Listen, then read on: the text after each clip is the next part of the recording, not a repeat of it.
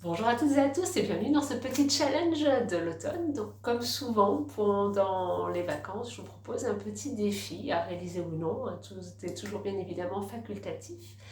Le concept cette fois-ci, ça va être de travailler sur la thématique de la citrouille. J'adore les citrouilles, donc voilà, puis bon, c'est relativement de saison. Donc la citrouille au sens large, la famille des citrouilles, les cucurbitacées. Ça peut être le légume en tant que tel, donc dans toutes ses variantes, potimarron, pâtisson, butternut, etc. Et ça peut être également non pas sur le fruit mûr, mais sur la plante en elle-même, sur les fleurs, etc. Du moment qu'on reste dans la famille du cucurbitacé, tout fonctionne. Donc vous choisirez un ou plusieurs sujets d'inspiration. Les moteurs de recherche regorgent, notamment en ce moment, de visuels sur cette thématique-là. Et l'idée, ça va être de le décliner en une série. Donc une série, ça commence à 2 et plus, donc 2, 3, 4, 5, 6, 7 visuels sur cette thématique-là, donc avec le visuel de votre choix.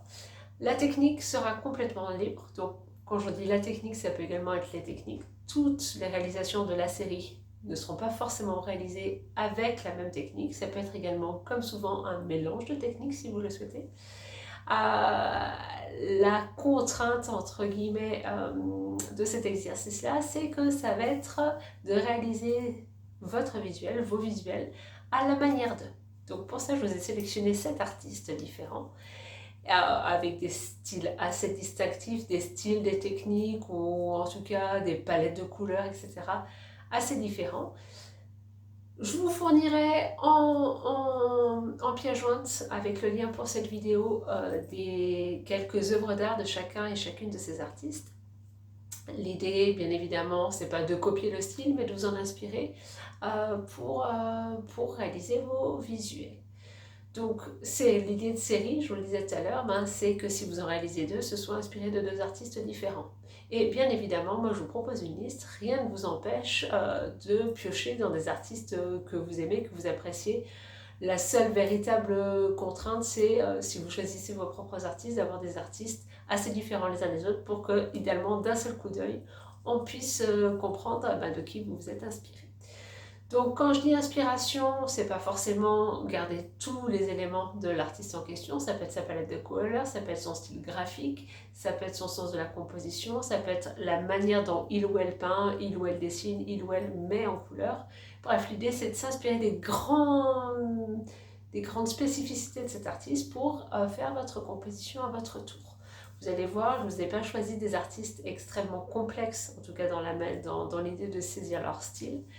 Et puis, bien évidemment, il n'y a pas d'objectif de réalisation. Donc l'idée, c'est un exercice de travailler le même sujet avec des styles différents. Si à terme, on ne reconnaît pas vraiment l'artiste ou si vous êtes plus librement inspiré et que ça devient presque abstrait, la manière dont vous êtes inspiré de l'artiste en question, il n'y a vraiment rien de dramatique. C'est plus un exercice de style, on va dire ça comme ça, qu'un exercice où il faut à tout prix respecter tous les codes et les paramètres et les exigences de l'artiste en question.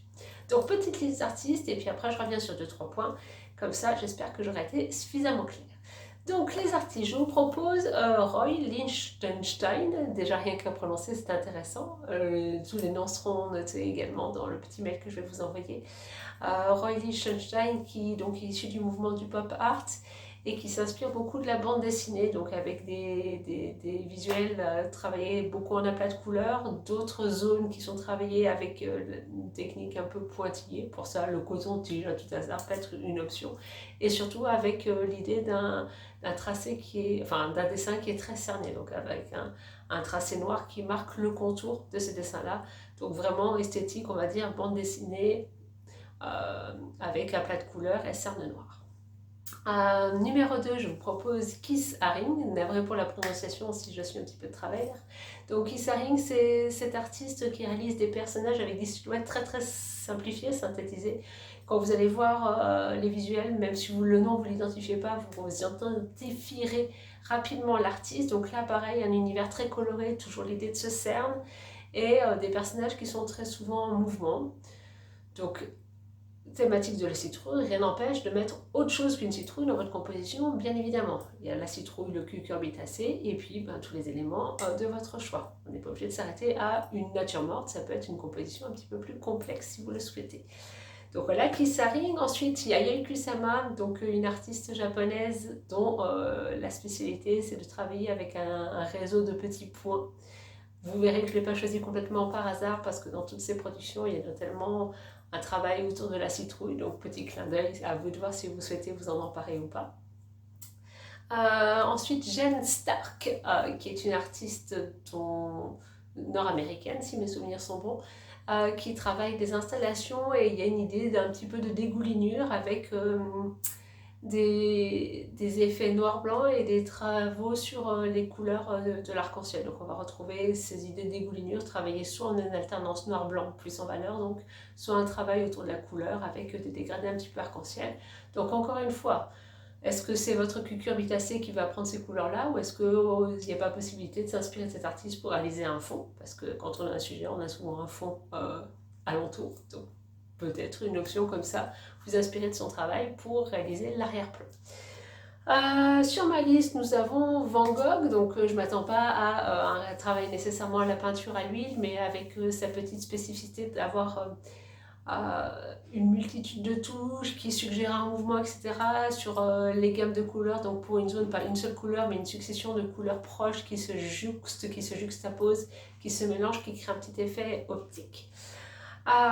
Georges Seurat qui travaille plutôt le pointillisme, donc Van Gogh avec ses petites touches, mais encore visité sous un autre jour.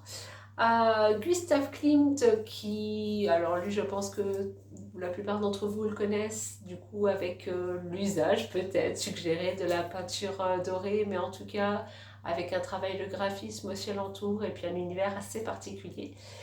Et je crois que j'ai fait le tour de mes artistes, je vérifie sur ma petite note en bas, normalement je mets 7 artistes. Donc encore une fois, je vous ai fait un résumé très très rapide. Le plus simple, ce sera effectivement, si vous ne connaissez pas ces artistes, de voir la petite sélection que je vous ai faite. Et puis après, rien ne vous empêche d'aller effectuer vos propres recherches.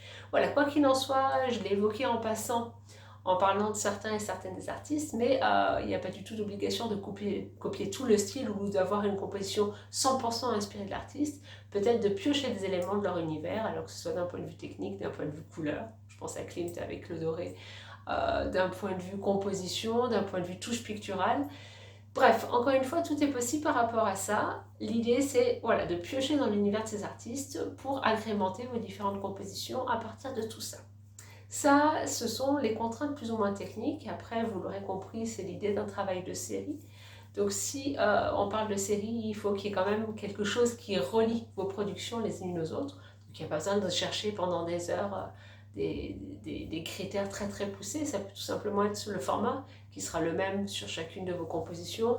Ça peut être une gamme de couleurs qui reste la même au fur et à mesure de vos visuels.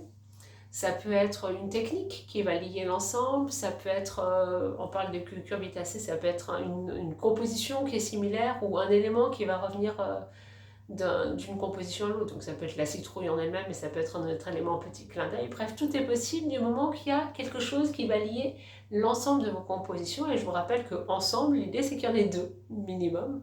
Donc voilà, après c'est à vous de voir selon votre enthousiasme, selon votre temps bien évidemment, et puis selon votre inspiration, si votre série comporte 2, 3, 4, 5, 6 éléments, 7 pourquoi pas, et pourquoi pas encore plus, il y en a qui sont vraiment très très inspirés.